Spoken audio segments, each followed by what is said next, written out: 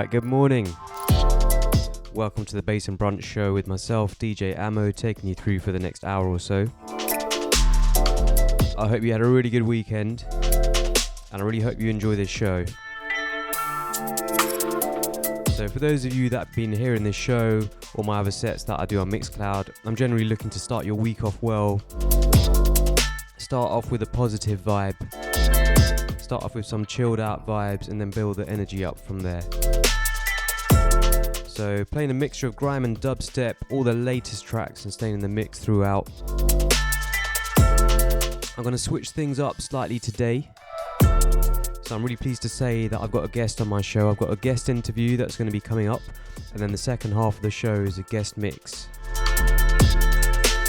We're going to kind of focus on positive things anyway. Keep those vibes there, so make sure you stay locked.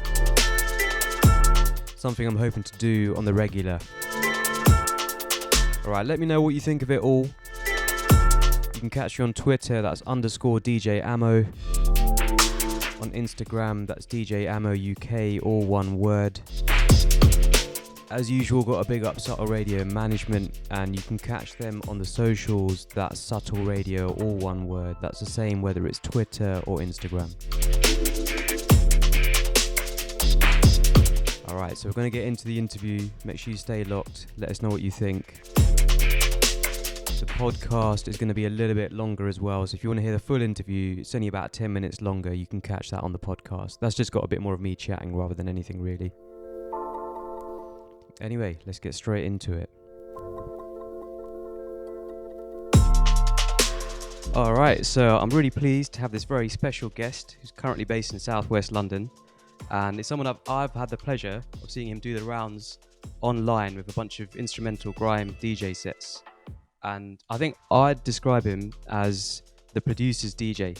So he is the man when it comes to showcasing new and up and coming tracks and actually promoting the artists really well. He's also really good at navigating Bandcamp, and hopefully he'll talk to us a little bit about that later. And I think we've been kind of catching each other's shows, learning about tracks that each other is playing, and like other producers. So I've learned a bit from him. He's probably heard a couple tracks on my show. He's got an online radio show. He's also got some really good mixes up on YouTube, and recently he's been making some information guides as well, which we'll chat about too. So I'd really like to welcome Litmus G. It's an absolute pleasure to have you there. Before I forget, if you want to tweet at any stage, you can tweet Litmus G. So that's at Litmus_G. So welcome to the show, man. Thanks a lot for coming. Hello. Thanks for having me. Yeah, no, it's a pleasure, man. So how are you doing? How are you doing in general? How are you getting on? I'm good. Life's kind of, it's been interesting the last 12 months, but a lot of positives have come from it actually. So enjoying what I'm doing, and yeah, can be happy to be on your show. All right, that's wicked, man. That's good to hear, because we want to keep it positive on this show. That's the whole vibe. So that's great. So I was just going to basically ask a bunch of background questions, get an idea of kind of where you're coming from, what's going on, and then what your plans are for the future, really, and then maybe get some tips towards the end about lockdown, coming out of it, and that type of stuff. So just to start with, I always wondered this, is what's the background to your name, Litmus G? Oh, not particularly interesting. It's just when I first started using the internet, I didn't have it at home, so we had to go to the library, and the first thing you do is write, I'm online, what do? You set up an email address, and probably took me about 3 visits before I settled on something. So as a kid, I just thought, I don't know how I came up with it. Maybe it was from a science lesson or what, but I just thought, Litmus G, that sounds good. Got my Hotmail sorted out, and basically I've just never been bothered to sort of go through that process again. I've used that for all of my online usernames and everything, and when it came to picking a DJ name, I thought, why reinvent the wheel? Let's use it. It's unique. Not seen anyone else use the same name, so there we go, job done. So simple as that, really. Yeah, I like it. That's really good. I think if I was to talk about my first email address, I'd be very embarrassed, so we're not going to go on to that. But yeah, well done for picking a good one early on. That's really good. All right, cool. So then the other thing I was hoping, obviously I've given a short description, but if you could kind of tell us how you would describe your DJing style, like your mixing, selection, like if someone's going to hear a Litmus G set, what can they expect, or what's the thinking behind it when you put something together? It's funny because I guess I have changed in the last year. I would say, as you sort of said, I've become much more focused on just trying to make the songs sound as good as they possibly can on behalf of the producers. Really, I guess years ago when it was just vinyl, I probably did spend a lot of time just sort of imitating other DJs that you hear live and that kind of thing, and it was more about how quickly can you beat match, how much chopping and that kind of stuff can you do. But more recently, when I started going a bit more public with it, I want the people that make the music to listen to it and think, yeah, that sounds really good. I want people to listen to mixes and think that's a good song. Where can I buy it, kind of thing. So I'm more about just kind of coming from that angle. So for example, I'll quite often, if a producer has put a load of effort into making the first drop of a tune really hit, then I don't want to distract from that by having something else over the top of it. So I do a lot of blending during the intros and then letting the song hit how it should. But there's a few things I do sort of that maybe are less noticeable. I use loops a lot. I quite often extend intros, have things sort of coming in that you might not notice until it's too late. So I do play around with it in my own way too. Okay, cool. Yeah, that definitely makes sense. And I guess like having the loops gives you a bit more time to mix, because some of these tracks, like, there's not that long before the drop, and like you said, like if you mix it in after the drop, you don't quite hear the track like fully, especially if you're someone that's looking to buy as well. So yeah, I think that definitely makes sense, and that's what I've got from your sets. It's kind of like you're almost like showcasing what these producers have done and like doing them justice, and also like pointing people in the direction of where they can find it and what the background to the tracks is. So yeah, definitely. I feel I feel pretty lucky to have a bit of a platform to be doing what I really like doing, and there's loads of people out there doing the same stuff, and if people are sort of balancing work, life, families, everything else, and still finding time to make really good music, then I kind of want to do my little bit to help them as well. It's a two-way thing. DJs need producers need DJs. Let's work together and try and give each other a bit of a foot up. Yeah, definitely. I think that's the way, especially with genres like grime, because it's rare that people are going to make a lot of money out of it. And some of these people, especially that might have been doing it back in the day, probably didn't make much at all, but like they've created so much entertainment for so many people and just been so groundbreaking in what they've done, that I think it's always nice to kind of show that love to the producers, so that they're actually getting something in return. So like getting on from there, what kind of things are you doing? Like what kind of content are you putting out at the moment? How's it looking? Well, probably one of the main things I did as a result of lockdown really was setting up my YouTube channel. So if you search for Litmus G on YouTube, you should be able to find my channel, and it's probably a couple of mixes a month, something like that. And in addition to the mixes, there aren't many of them, but I've made a couple of videos which are kind of hints and tips, sort of to help people that are interested in either garage or grime. Maybe when they're trying to learn about DJing, they're a bit sick of seeing everything being based on house music or whatever it is. So just trying to be as useful as possible. I've been doing this for quite a while, and I know that when I've been trying to learn, there's never quite the information I want to find out there. So I'm trying to fill in a few gaps as I go along, and just generally be as helpful as possible. Yeah. So the other thing obviously I've got to mention is that Litmus G has a radio show, which is, we can't mention the other station, but I think it's Monday evenings. Like, is it every other week? I can't remember. Yeah, every other Tuesday. Sorry, every other Monday. I always have Tuesday in my mind. Yeah, Monday nights 8 till 10. But you can find those on YouTube as well. I put them up there a few days later with the track listings and links to where you can buy all the tracks as well. Yeah, so if you check out those YouTube videos, you can see it's really good. As in the info that Litmus G has put in underneath, it just tells you everything about the tracks, where you can get them. I think it's got the full track listing, so that takes a lot of time and effort.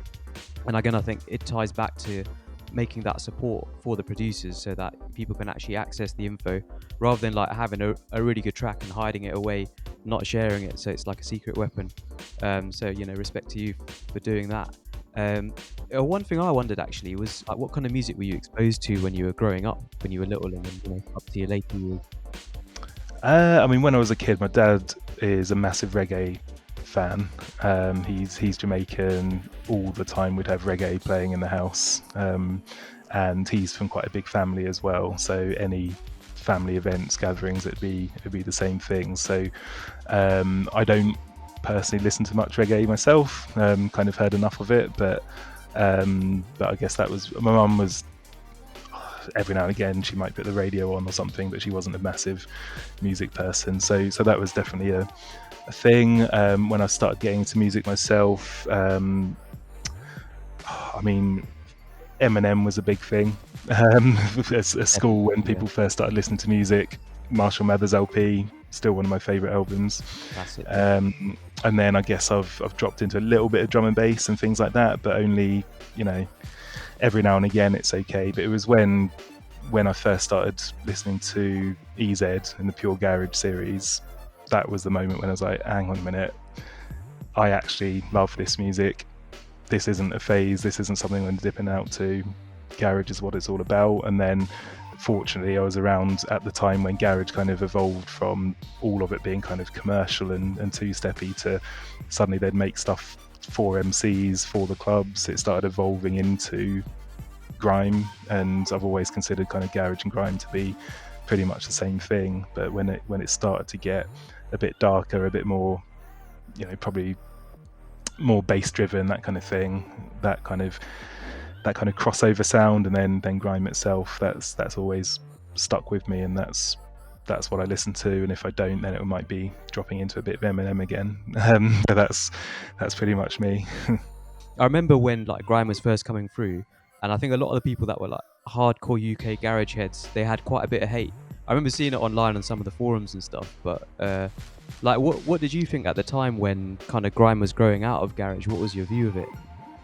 I mean, I really liked it. I mean, even though I play instrumental, part of the reason I play instrumentals is because for me, I loved watching. I don't know if it was am I allowed to mention station? I don't know what station it was, but it was, you used to go on websites with a poor internet connection. You'd see like 20 people in a room, a DJ or two, and they're all kind of fighting for some mic time. And, I love that kind of live MCing and that atmosphere that comes with it. And, for me, I didn't mind whether it was grime behind that or if it was, a bit more BeLive and stuff on garage tunes, but just that kind of live feeling with good music behind it, I just loved. So I didn't really mind whether it was grime or garage. It was just all kind of the same thing.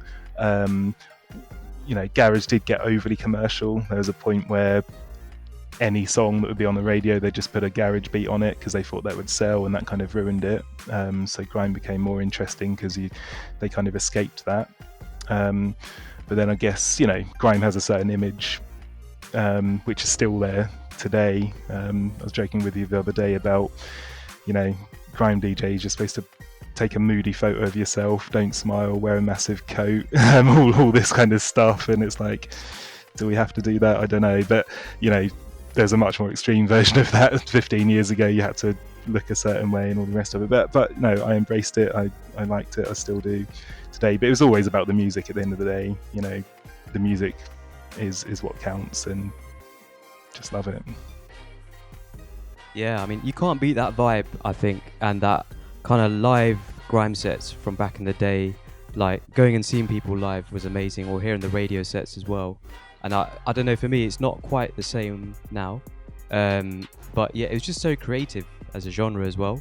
And definitely, I think there's that Aggie side to it, which I think you can't really get away from. And sometimes, I think if you see interviews with some of the people that started it, it's something they kind of wanted to fully embrace as well. But I think, probably a little bit like me in terms of, at least with this show, I'm definitely trying to not cover that so much. I think that's quite well covered in other places anyway.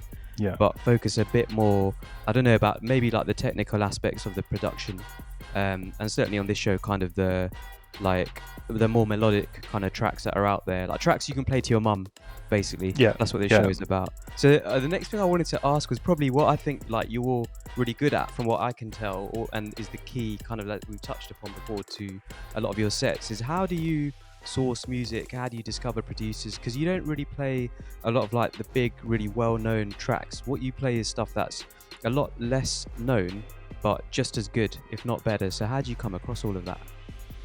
It's a combination of Twitter and Bandcamp really, and the two go in hand. I spent a lot of time. I'm relative similar to thinking vinyl is, you know, the be all and end all. I don't go on Facebook. My Instagram account I set up during lockdown to do an exercise video thing. I don't use it. Twitter I signed up to for about a year ago, and it just broke down that barrier. Suddenly I realized that actually you can access people that are making this music, and I was just drawn to people who are, you know, kind of up and coming, trying to make something happen, rather than, you know, the people who are lucky enough to make a bit of money from it already. So I spent a lot of time on Twitter, sort of all kinds of searches, trying to find people that are in the scene making, whether it is grime, dubstep, anything that's 140, whether they're in the UK or Europe, or it's quite a lot of people in Brazil. So finding all these people, following them, and then a similar thing on Bandcamp. I don't know if, of course, you know Bandcamp, but you'll know that you can't just go onto it, type in grime or dubstep and get brilliant results. It doesn't work that way. You have to kind of put the time in to work out who you want to follow, set up alerts, that kind of thing. So over the course of probably about a year, you can get yourself in a position where you've got alerts coming in left, right and centre for new stuff, and then if you follow those people, they'll know someone else who's coming through. So I quite like that. It's probably the closest you get to having to go to a record store, digging in crates that no one else has looked at, and, you know, listening to white labels and that kind of thing to see what might be on them. You do have to put a bit of work in, but it's worth it, and you come across all sorts of stuff that you didn't know existed. Yeah, I would agree. It's much more organic. So if you're tuned in right now, I've just got to remind you, you're locked into the Bass and Brunch show. I've got my special guest, Litmus G. We've got a few more minutes left for our interview. And then after that, he's going to hit us with a guest mix. So moving on, I saw you did a guide video to Rekordbox and like a document about how to do all this stuff on Bandcamp. So Just tell me about like the background to doing that. And have you got any more of these kind of things in the pipeline? There's a few things. I mean, I spent, even though I've been DJing at home for 15 years. I'm always interested in it, so I do watch a lot of videos on YouTube. I do watch other people, whether it's instructional videos or whether it's reviewing equipment and that kind of thing. I do watch a lot of that stuff. But whenever there's not much stuff that's geared towards grime or garage. It's all house, techno, that kind of stuff. So at the back of my mind has always been, well, what if someone did make something that's a bit more geared to this? There's got to be some people that are out there. So there's a couple of videos. One is on how I use loops, and that's purely because when you're using vinyl, you could spend years learning how to beat match, but then if you release that vinyl and it doesn't quite start on the beat, then you're spending the first few bars trying to correct it, and you get all sorts of noises down the speaker. One of the advantages I've realized early on in the controller is if you just set up a loop, you can beat match it, and then all you got to do to bring it on that first beat is bring the volume up. Happy days.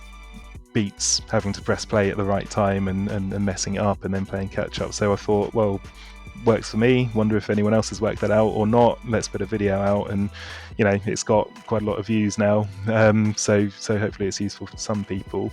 And then what was the other one on how I prep tracks, and again that's just based on some things that I've not seen in any videos. I don't know if people do this stuff or not, but it's worked for me. Let's put it out there, and I've got a few ideas for other things I can cover, and if it helps people, then I'll keep doing it. The Bandcamp one was more focused to, again, try and help producers out. Really, I wanted them to see it and realize that just putting a song on Bandcamp and labeling it grime, that isn't going to get you any sales, because you cannot find a track that way. You just can't bring it up in a list. So I wrote this thing, which maybe I'll share on Twitter a bit later, give it another airing. But it's kind of a step-by-step on what I do to maximize Bandcamp, and if you follow these steps, you can get a really good list. On a Bandcamp Friday, I don't need to be trawling the internet to work out what's been released. I just go in my inbox and I've got more music coming in than I can handle. So if you put a bit of effort in and you know what you're after, you can get really great stuff. So whether it's DJs, producers, hopefully there's some stuff out there that they can use and do what they want with. Well, I suppose kind of tying into that, and with what you mentioned before about getting into garage and how the scene has changed, like, what do you think of the scene right now? Do you think it's in a good place, a bad place? You know, it's healthy. You know, what are your views on it in general? I mean, right now, for the last year, I've only really looked at my little piece of it. So I'm only looking at, you know, people that I want to promote, support. I'm not really paying attention to, you know, the guys doing festivals and that kind of thing. From what I see, I think there are really good opportunities for people that want to do something, put their music out there. There is a divide though between people doing that. Maybe you make an amazing record but you sell 10 copies on Bandcamp and that's it, and then you've got to do it again. So I can imagine over time, you know, it will take a lot of commitment for someone to keep doing that, not really make much money out of it, but keep putting money out there for people like me and you to listen to and enjoy. So it'd be nice if there was a way for those people to, you know, start stepping up and getting more exposure. So, you know, I think there are certain people that are really sort of helpful, share everything, offer support, and then there's some people who almost don't buy into that side of it. And I think the scene as a whole, whatever you mean by the scene, whether it's grime, garage, producers, DJs, we could all just work together and make the most out of the time we're in, where people are shut at home. They want to listen to music, they want entertainment, they want to get out there and go to the clubs as well. If we work together, we can come out stronger. But you know, I don't think I can change too much of that on my own. I can just do my little bit. Yeah, no, that's good. I like it. Yeah, but it's definitely just kind of got to do your best, and then you never know, you might inspire other people, and they might be like, yeah, you know what, Litmus G's right. I'm gonna go check out these guys and, you know, do something similar. So like, I suppose tying in with that, who would you say, like, which artists or producers are you feeling right now, you know, who've had recent releases that, you know, you really recommend, I suppose?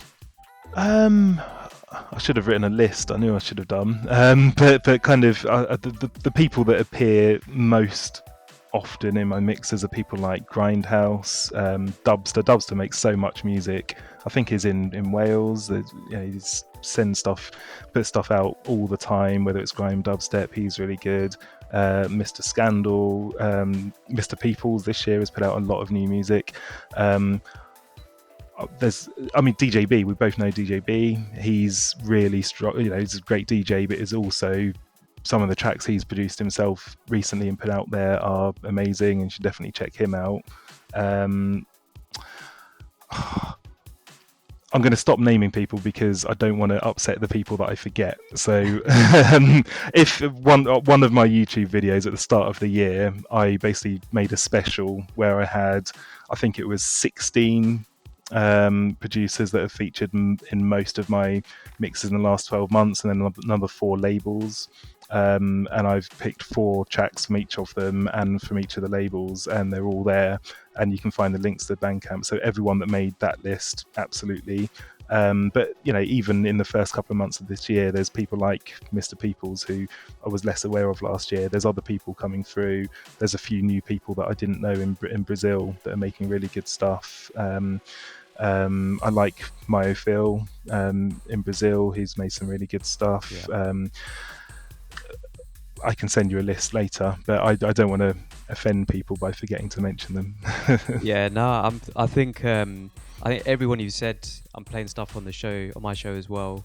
I definitely agree with you about all of those people. So you've got to big up all of them. I won't call all their names out again, but yeah, for definite. And you know, it's kind of like we were saying before. I think you're really good at showcasing those people, and I remember that mix.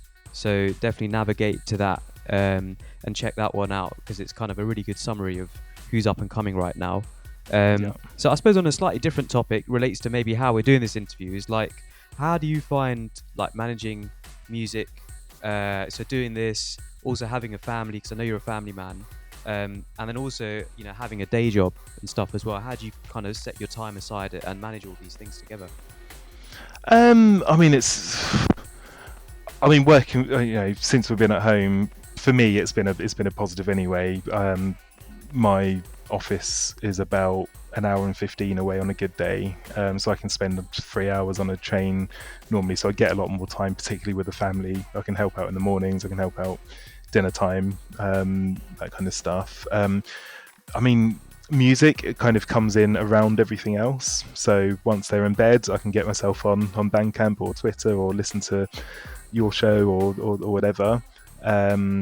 Recording stuff, that takes a bit of time. I cannot wait to be able to go to Pirate Studios and record there, because I can disappear for 3 or 4 hours, have a session, be on my own, not have work and family in the background. When they are here, I have to do it at weekends, or even, well, my boss won't be listening, but on a Monday every 2 weeks, I'm slightly less productive that day because I got other things to do. But you just make the most of it. I've been able to spend so much more time with 2 young boys than I would have done if it wasn't for this. And if there's something you want to do, you do it. And I love what I'm doing music wise with my shows and stuff. So I'm always going to find time for it. All right, definitely. That's great. So I suppose, like, kind of related to that, what are your top tips for surviving lockdown? Hopefully we're towards the end of it now, and coming out of lockdown as well, kind of keeping the positive vibe for everyone. What are your tips and tricks, I suppose, or things to focus on?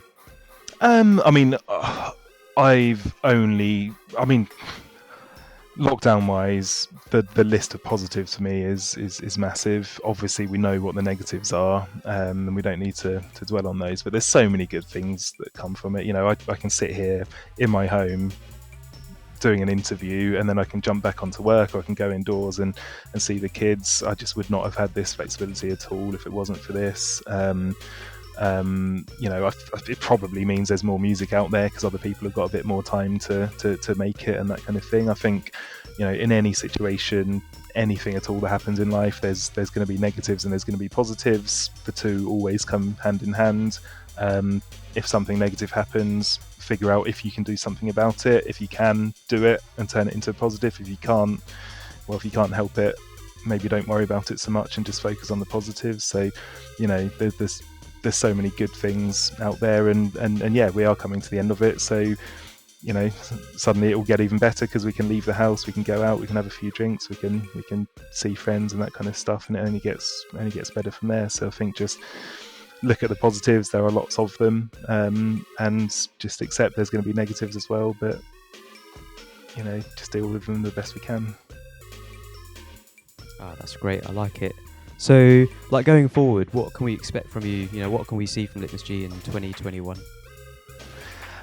Who knows? I'm not setting myself long-term goals. I know what I want to do in the short term. I want to make my shows, my YouTube stuff, as best as they can possibly be. I want to keep discovering new music. I'd love to get to a point where, if even just one person buys something that I've played at the end of each set and someone makes £1 or £2 from it, I'd love to have that impact. So I just want to keep doing what I'm doing, do the best job I can. I will put a few more videos with hints and tips for those into Grime or Dubstep and things like that. And when we're allowed to, I'd love to do a bit of collaboration with a few people. I'd love to work, some of my favourite labels. Do they want a mix of their best stuff? People like yourself, we will get in a studio one day and do a back-to-back session. That would be amazing. Linking up with some of the producers, love to meet some of these people in person in a club or something. So there's lots of things I'd love to do, but I'm just taking it kind of one step at a time. I don't need a big picture goal. I just want to, what am I doing in 2 weeks' time? Let's try and make a mix that was better than the last one, Yeah, no, that's brilliant. It's definitely just about, especially if it's not your day job, I guess, is just going with it and enjoying it, just seeing where it takes you. I think I'm in completely the same boat as you. But I have to say, I have bought tracks after listening to your mixes, so you're already doing Come that. on. You're already doing that. I had from yours actually as well. Yeah. So I think, like, we're towards the end, just a few kind of little bits and bobs really. So where do you say is the best place for people to stay up to date with yourself? Either Twitter or YouTube. They're the only two I use.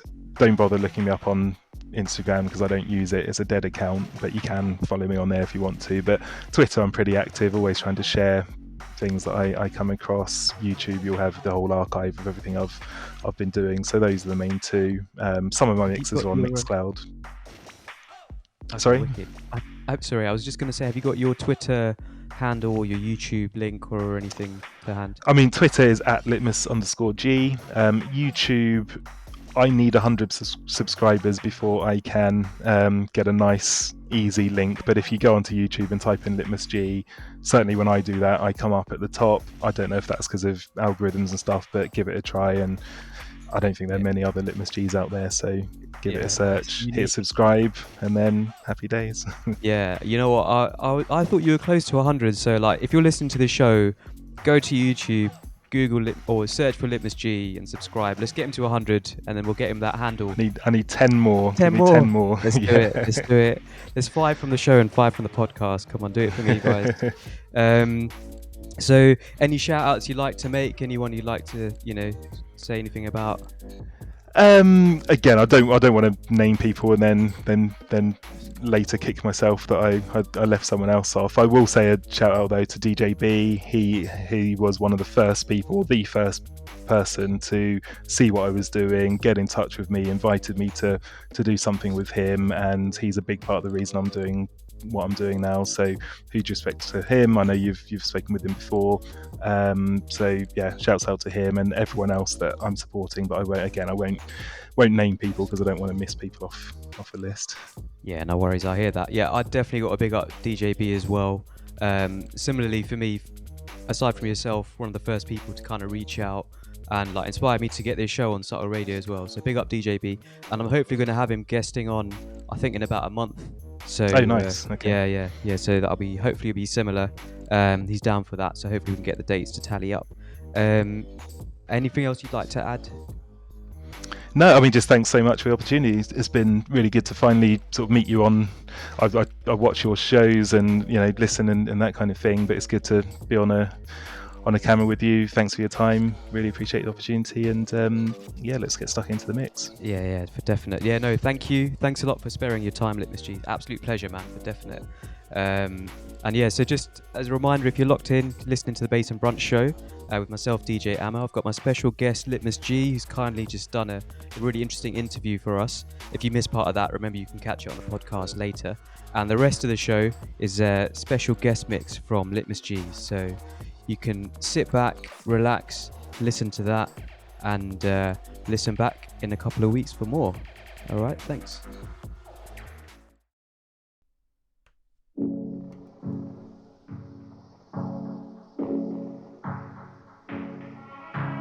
Hey, this is Litmus_G, and this is my guest mix for DJ Ammo for his Bass and Brunch show on Subtle Radio. Enjoy.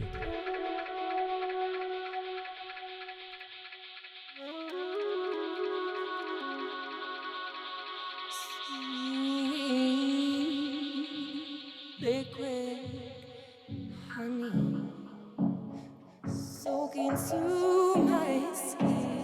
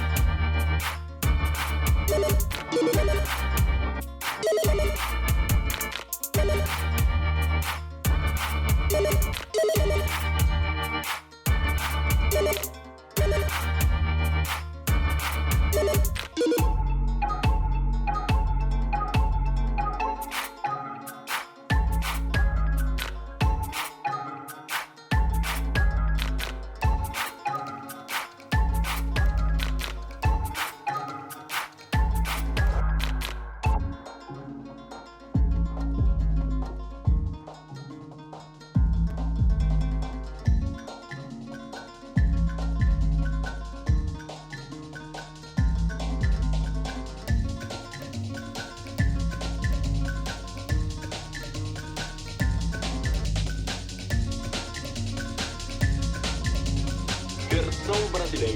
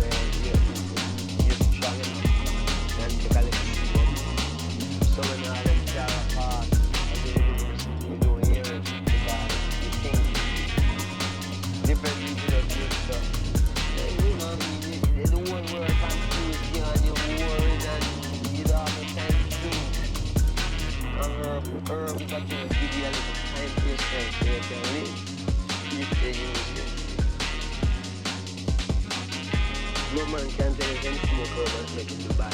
Herb make it the calm. That's why them say in the West time the lions shall eat grass. Cause I and I are the lion and we smoke the herb.